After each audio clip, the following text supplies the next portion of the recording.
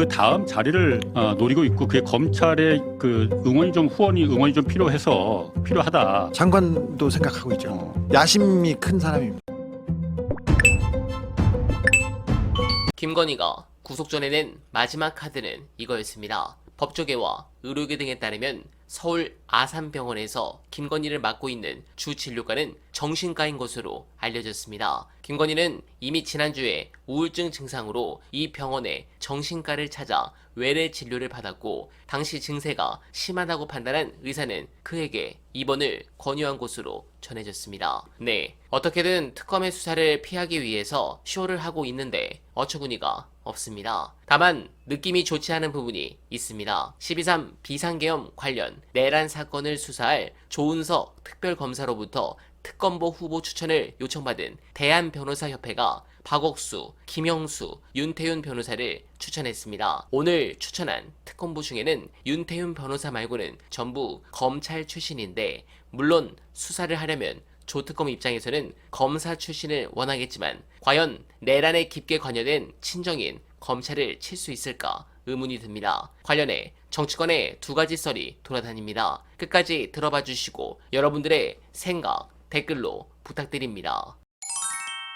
특검이 다시 검찰 건물 내에 사무실을 마련하겠다는 게 예. 그리고 고검장급을 달라고 그랬잖아요. 그것도 왜 그런 거예요? 이유가 잘 이해가 안 가는. 맞지 않지. 일단 보는 눈이 조은석 특검에 대해서는 예. 우박이라고 하잖아요. 우려 섞인 박수를 좀 보내고 있다고 하잖아요. 괜찮았나 모르겠네. 네, 괜찮아요. 네.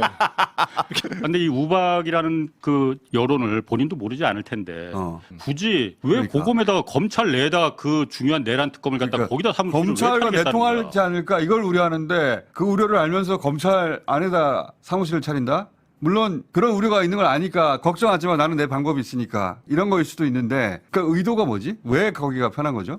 글쎄 모르겠어요. 그 보안이 유지된다는 건가? 잘? 조은석 특검이 그거는 어떻게 유지가 돼? 오히려 세지. 그렇죠. 사실은 출입하는 거 누구 출석하고 이런 게 사실 실시간으로 다 체크가 되잖아요. 고검 청사 안에 특검 사무실 그러니까. 있으면 그게 검찰의 출입 그 통제 시스템을 통과해서 사람들이 드나들 수밖에 없기 때문에. 근데 또 이런 건 있지 않을까요? 여기는 도청될 일도 없고 누가 들어올 수도 없다 마음대로. 그런 이유 때문인가? 제가 보기엔 그 끝까지 그 검찰총장직을 놓고 경쟁하다가 총장을 못하고 나온 게 한이 맺혀서 그런가. 왜? 윤석열하고 경쟁하다가. 그렇죠. 노영희 변호사 들은 거 없어요? 검찰 사랑이 심하다. 검찰 사랑 그리고 때문이다? 검찰이 그동안에 너무 낮게 평가되고 검찰의 노력이 폄하되는 것에 대해서 좀 불편해했다. 근데 오히려 이번 기회를 계기로 검찰이 실질적인 수사 능력이 있고 또 수장이 누구냐에 따라서 대한민국 검찰의 방향과 능력이 달라질 수 있다는 걸 내가 보여주겠다. 뭐 이런- 검찰을 써서. 그리고 제일 중요한 건 검찰이 지금 수사를 제일 잘하고 있고 내가 믿는 거는 검찰 수사력이다.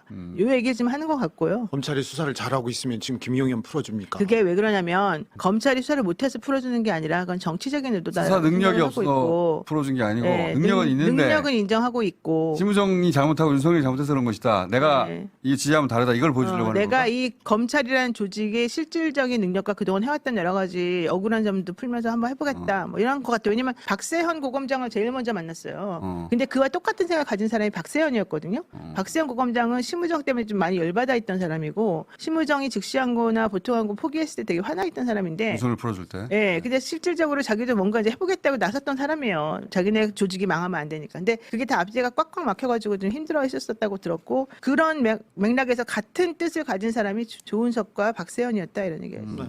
검찰주의자들이라고는 볼 수밖에 검찰주의자들이죠. 없고. 네. 검찰주의자인 것까지는 나는 뭐라고 하고 싶지는 않은데 그렇게 해서 이 그 내란 특검을 잘하기만 하면 자기가 어차피 공소청 지금 중수청으로 갈라지는 걸 막을 수는 없잖아요. 수사만 잘하면 되겠는데 이미지 싸움 하겠다는 거죠. 근데 거기에 이제 이문정 검사가 또 국정기획위원 파트로 들어갔잖아요. 네. 그래서 검찰에 대한 개혁을 하겠다고 나서고 있어서 이제 그 실질적으로 그렇게 되면 검찰은 완전히 망가진다, 이 조직은. 이제 그렇게 생각들을 한대요, 내부적으로는. 그래서 차라리 특검에 지금 검사 파견 9명이나 또 요청하고 막 엄청나게 지금 하고 있거든요. 네. 그래서 오히려 약간 난력 싸움, 다툼 싸움 이런 걸 좀 하는 것 같아요. 이렇게 해서 수사를 잘하면 저는 불만은 없습니다. 저도 뭐 뭐 어제 방송에서 뭐 그 최강욱 의원이 나왔었는데 최강욱 의원이 뭐 여러 군데 이쪽 저쪽에서 많이 듣는 얘기들이 많이 있잖아요. 네. 그걸 좀 확인은 좀 다 해봐야 되는 일이긴 하지만은 최강욱 의원의 말에 따르면은 그 다음 자리를 노리고 있고 그게 검찰의 그 응원이 좀 필요하다. 다음 자리가 뭐라는 건 뭐 다 제가 말을 안 해도 다 짐작을 할 테고 예. 그렇기 때문에 검찰로 들어가서 중간 그 매개 역할을 하려는 거 그 의도 아니겠느냐. 그거 아니면 설명이 안 된다. 그 중요한 내란 특검의 사무실 고검에 3개 건물을 갖다 쓰겠다고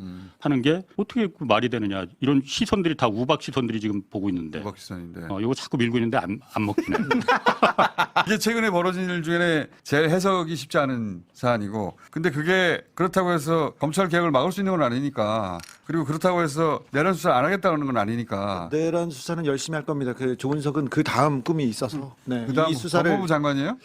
장관도 생각하고 있죠. 네, 공감합니다. 검찰이 묻은 것을 경계하는 이유는 간단합니다. 일단 오늘 한겨레 단독 보도만 해도 그렇습니다. 김건희와 김주현 전 민정수석은 지난해 7월 3일 두 차례 통화합니다. 오후 4시 8분 김건희가 김주현 전 수석에게 전화해 17분 49초 동안, 그리고 전화를 끊은 잠시 뒤인 오후 4시 29분 김주현 수석이 다시 김건희에게 전화해 15분 58초 동안 통화했습니다. 대통령 부인과 민정수석이 30분 넘게 통화했는데 무슨 통화를 했을까요? 대통령 부인이 민정수석과 검찰 조직을 논하지는 않았을 것이고 자신에 대한 수사 관련 대책을 논의했을 것으로 볼 수밖에 없습니다. 이어 다음날 윤석열이 김주현 민정수석과 또 30분간 통화를 합니다. 대통령과 민정수석이 수시로 통화하는 사이일 수밖에 없습니다. 그런데 과거 최상병 사건 외압 의혹과 관련해 윤이 이종섭 국방장관 등 여러 사람과 통화한 적이 있는데 이때도 아침에 한남동 관저에서 통화하곤